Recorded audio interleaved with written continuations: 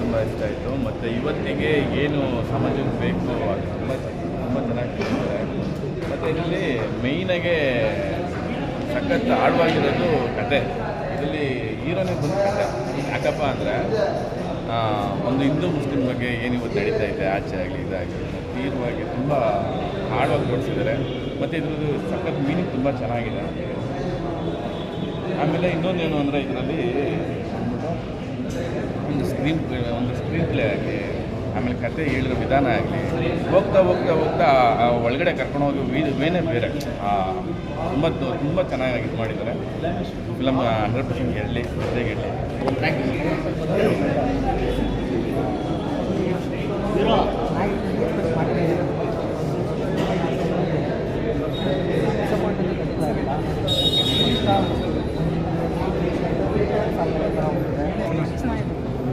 Sir ಹೇಗಿದೆ film?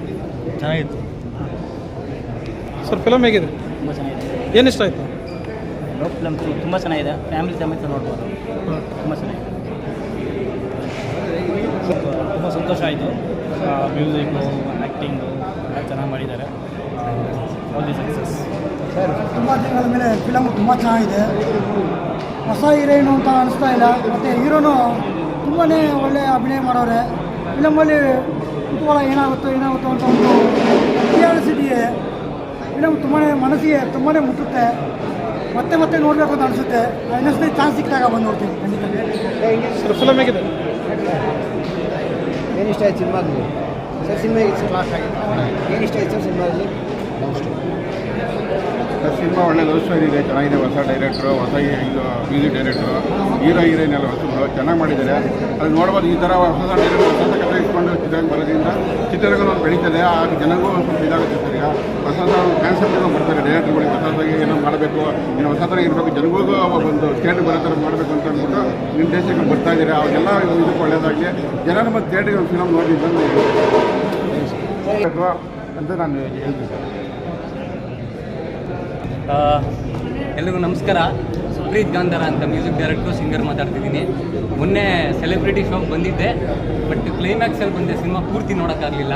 But ಇವತ್ತು cinema ನೋಡಿಬಿಟ್ಟು ಭಾಳ ಖುಷಿ ಆಯಿತು ಸರ್. ನನಗೆ ಏನಕ್ಕೆ ಹೇಳ್ತೀನಿ ಅಂತಂದರೆ, ಪ್ರತಿಯೊಬ್ಬ ಆರ್ಟಿಸ್ಟು ಆಗಲಿ ಡೈರೆಕ್ಟರ್ ಫಸ್ಟ್ ನಾನು ಹೇಳಬೇಕು ಅಂದರೆ, ಡೈರೆಕ್ಟ್ರಿಗೆ ಈ ಕತೆ ಹೆಂಗೆ ಮಾಡಿದ್ರು ದೇವರೇ ನನಗೆ ಗೊತ್ತಿಲ್ಲ. ಬೊಂಬಟಾಗಿ ಮಾಡಿದ್ದಾರೆ ಕತೆ. ಆಮೇಲೆ ಪ್ರತಿಯೊಬ್ಬ ಆರ್ಟಿಸ್ಟು ಸಖತ್ತಾಗಿ ಮಾಡಿದ್ದಾರೆ. ಮೇಯ್ನ್ಲಿ ನಾನು ಜಯರಾಮ್ ಅಂಕಿತಾ, ಆ ಪುಟ್ಟ ಹುಡುಗಿನ ನಾನು ಒಂದು 5-6 ವರ್ಷದಿಂದ ನೋಡ್ತಾ ಇದ್ದೀನಿ. ತುಂಬ ಚೆನ್ನಾಗಿ ಆ್ಯಕ್ಟ್ ಮಾಡಿದ್ದಾರೆ ಆ ಹುಡುಗಿ. ಡಿಂಪಲ್ ಇದೆ ಆ ಹುಡುಗಿಗೆ, ಓಕೆನಾ. ರಚಿತಾ ರಾಮ್ ಅವ್ರಿಗೂ ಡಿಂಪಲ್ ಇದೆ, ನೀವು ಅಬ್ಸರ್ವ್ ಮಾಡಿರ್ಬೋದು ಪ್ರತಿಯೊಬ್ಬರು. ಈ ಹುಡುಗಿ ದೇವರಾಣೆಗಳು ಹೇಳ್ತೀನಿ, future heroine. Same Rachita Ram ಅವ್ರು ಹೆಂಗೆ ಬೆಳೆದ್ರು ಆ ಥರ ಈ ಜಯರಾಮ್ ಅಂಕಿತಾ ಈ ಹುಡುಗಿ ಬೆಳೀತಾಳೆ. 100%, 200% ಬರ್ಕೊಡ್ತೀನಿ ನಾನು. ಒಂದು. ಎರಡನೇದು, ಪ್ರತಿಯೊಬ್ಬ ಆರ್ಟಿಸ್ಟ್ ಆಮೇಲೆ ಕ್ಲೈಮ್ಯಾಕ್ಸಲ್ಲಿ ಭಗವದ್ಗೀತೆ ಓದ್ತಾರೆ ಸರ್. ಅಂದರೆ ಒಂದು ಆ ಕ್ಯಾರೆಕ್ಟರ್ ನೋಡಿ, ನನ್ನ ಕೈ ನಡುತ್ತಾ ಇದೆ.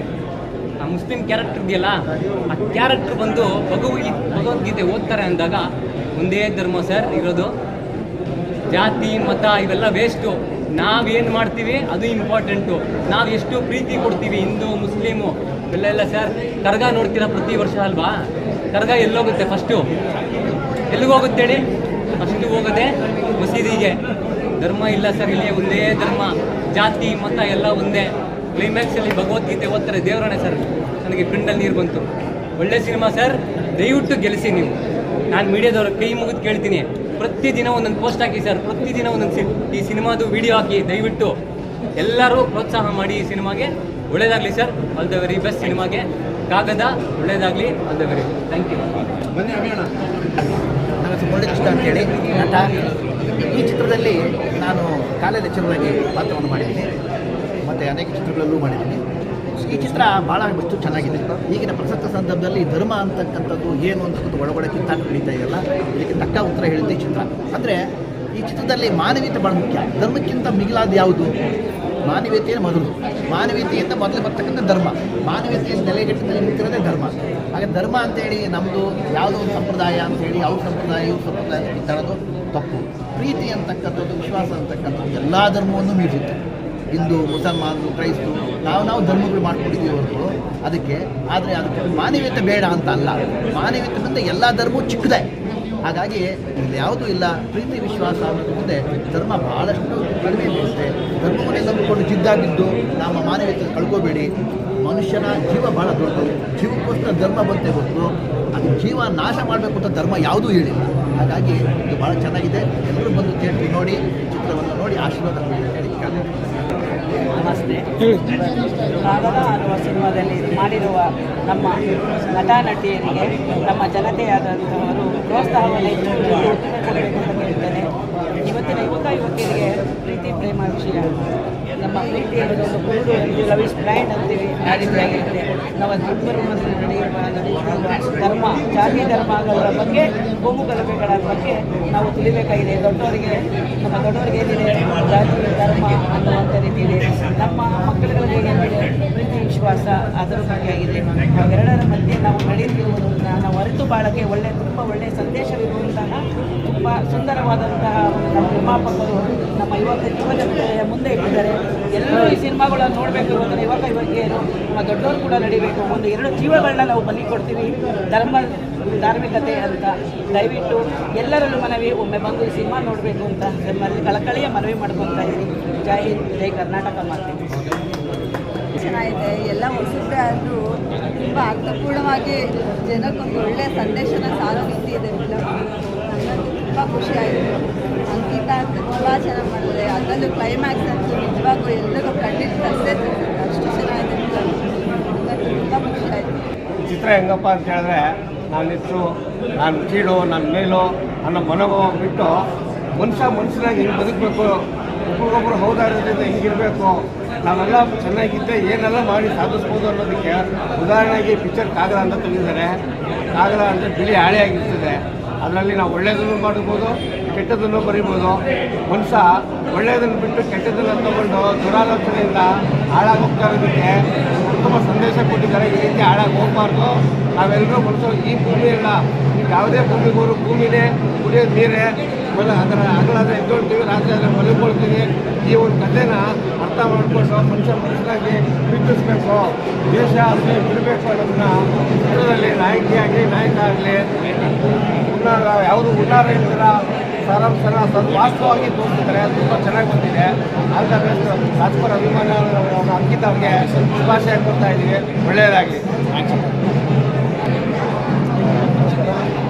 ಸೊ ಮೊದಲನೇದಾಗಿ ಕಾಗದ ಚಿತ್ರದ ಎಲ್ಲರಿಗೂ ಅಭಿನಂದನೆಗಳು. ಎಲ್ಲ ತಂತ್ರಜ್ಞರಿಗೆ, ನಿರ್ದೇಶಕರಿಗೆ ಎಲ್ಲರಿಗೂ ಅಭಿನಂದನೆಗಳು. ಸೊ ಕಾಗದ ಅಂತ ಚಿತ್ರದ ಹೆಸರಿಟ್ಟಾಗ ಏನು ಅಂತ ಸ್ಕ್ರಿಪ್ಟ್ ಮಾಡಿರ್ಬೋದು ಅಂತ ತುಂಬ ಯೋಚನೆ ಮಾಡಿದ್ವಿ. ಯಾಕಂದರೆ ಮೊಬೈಲ್ ಟೆಕ್ನಾಲಜಿ, ಈ ಲ್ಯಾಪ್ಟಾಪ್ ಯುಗ ಎಲ್ಲ ಬಂದಮೇಲೆ ಕಾಗದ ಅಂದ್ಕೊಂಡು ಏನು ಮಾಡಿರ್ಬೋದು ತುಂಬ ಒಂದು ಕುತೂಹಲ ಇತ್ತು. ಆದರೆ ತುಂಬ ಚೆನ್ನಾಗಿ ಇಷ್ಟು ಬ್ರಿಲಿಯಂಟಾಗಿ ಸ್ಕ್ರಿಪ್ಟ್ ಮಾಡುತ್ತೆ ಅಂತ ನಾನು ಅಂದ್ಕೊಂಡಿರಲಿಲ್ಲ. ಚಿತ್ರದ ನಿರ್ದೇಶಕರು ರಂಜಿತ್ ಅವರಿಗೆ ತುಂಬ ದೊಡ್ಡ ಒಂದು ಶ್ರೇಯಸ್ಸು ಈ ಫಿಲ್ಮ್ ಸಲ್ಲಬೇಕಾಗಿದೆ. ಯಾಕಂದರೆ ಇಷ್ಟು ಒಳ್ಳೆಯ ಸ್ಕ್ರಿಪ್ಟ್, ಇಷ್ಟು ಧೈರ್ಯವಾಗಿ ಇಂಥ ಒಂದು ಸ್ಕ್ರಿಪ್ಟನ್ನು ಅವರು ಆಯ್ಕೆ ಮಾಡಿ ಚಿಕ್ಕ ಪಾತ್ರ ಹುಡುಗರ ಮೂಲಕ ಈ ಫಿಲ್ಮನ್ನು ಮಾಡಿದ್ದಾರೆ. ಎಲ್ಲಿ ಹಿಂದೂ ಮುಸ್ಲಿಂ ಅಂತ ಬಂದಾಗ ದೊಡ್ಡ ಇಶ್ಯೂ ಆಗಿತ್ತು. ಬಾಂಬೆ ಥರದ್ದು ಒಂದೇನೊಂದು ಇಶ್ಯೂ ಆಗಿ ಒಂದು ಕಾಂಟ್ರವರ್ಸಿ ಆಗುತ್ತೆ ಅಂತ ಭಯ ಆಯಿತು ನನಗೆ. ಯಾಕಂದರೆ ನಮಗೆ ಗೊತ್ತಿರೋರೆಲ್ಲ ಈ ಫಿಲ್ಮಲ್ಲಿದ್ದಾರೆ. ಆದರೆ ಅವ್ರಿಗೆ ಹೇಳಬೇಕಾಗಿದ್ದಲ್ಲ, ಎಷ್ಟು ಅಚ್ಚುಕಟ್ಟಾಗಿ, ಎಷ್ಟು ಜಾಣ್ಮೆಯಿಂದ ಒಂದು ಫೈಟ್, ಒಂದು ಆ್ಯಕ್ಷನ್ ಇಲ್ಲದೆ ಕೂಡ ಎಲ್ಲ ಚೆನ್ನಾಗಿ ಎಲ್ರಿಗೂ ಹೇಳಬೇಕಾಗಿದೆ ಅಂತ ಹೇಳಿದ್ದಾರೆ ನಿರ್ದೇಶಕರು. ಪಾತ್ರಧಾರಿಯಾಗಿ ಅಂಕಿತ ತುಂಬ ಬ್ರಿಲಿಯಂಟಾಗಿ ಮಾಡಿದ್ದಾರೆ. ಅವ್ರು ಚಿಕ್ಕವಳಿಂದ ನೋಡಿದ್ದೀನಿ.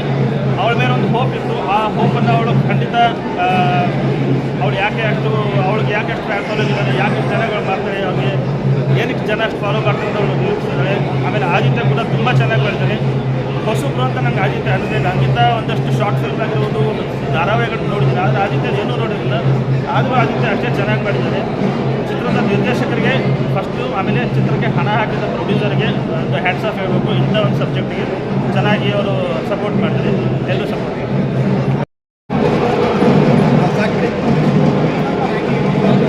ಸ್ವಲ್ಪ ಜೋರಾಗಿ ಹೇಳಲ್ಲ. ವಾಯ್ಸಿನ ಮೈಕಿಲ್ಲ ಲೋಕ ಕೆಳಗಿಳಿಸಿದ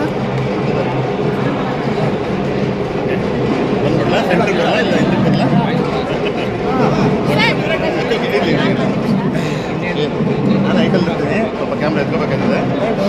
ಓಕೆ, ಮೈಕ್ ಇಲ್ಲ ಕಣ, ಹತ್ರ ಹೋಗ್ಬೇಕು ನಾವು. ಹೇಳಿ ಮಾತಾಡಿ. ತುಂಬ ಖುಷಿಯಾಗಿ ಈ ಥಿಯೇಟ್ರಲ್ಲಿ ನನ್ನ ಫೇವ್ರೆಟ್ ಹೀರೋಸ್ ಮೂವೀಸ್ ನೋಡೋಕ್ಕೆ, ನಾನು ಚೈಲ್ಡ್ ಆರ್ಟಿಸ್ಟಾಗಿ ಮಾಡಿದ ಮೂವೀಸ್ ನೋಡೋಕ್ಕೆ ಬರ್ತಿದೆ. ನನ್ನ ಸಿನಿಮಾ, ನಾನು ಹೀರೋಯಿನ್ ಆಗಿ ಮಾಡಿರೋ ಸಿನಿಮಾ ಇವತ್ತು ಈ ಥಿಯೇಟ್ರಲ್ಲಿ ರಿಲೀಸ್ ಆಗಿದೆ. ಫಸ್ಟ್ ಬಂದಿದ್ವಿ, ಎಲ್ಲ ಫ್ಯಾನ್ಸ್ ರಿಯಾಕ್ಷನ್ ನೋಡಿ, ಎಲ್ಲ ಕಾಂಪ್ಲಿಮೆಂಟ್ಸ್ ಹೇಳಿ ಸಿಕ್ಕಾಪಟ್ಟೆ ಖುಷಿ ಆಯಿತು. ಏನು ಹೇಳಬೇಕು ಅಂತ ಗೊತ್ತಾಗ್ತಾ ಇಲ್ಲ, ತುಂಬ ಖುಷಿ ಆಗುತ್ತೆ. ಈ ಸಿನಿಮಾದಲ್ಲಿ ನಾಯಕ ನಟನ ಮಾಡಿದ್ದೀನಿ ಆ್ಯಂಡ್ ನನಗೆ ಗೊತ್ತಿರಲಿಲ್ಲ, ಸರ್ಪ್ರೈಸ್ ಆಗಿ ಇಟ್ಟಿದ್ರು.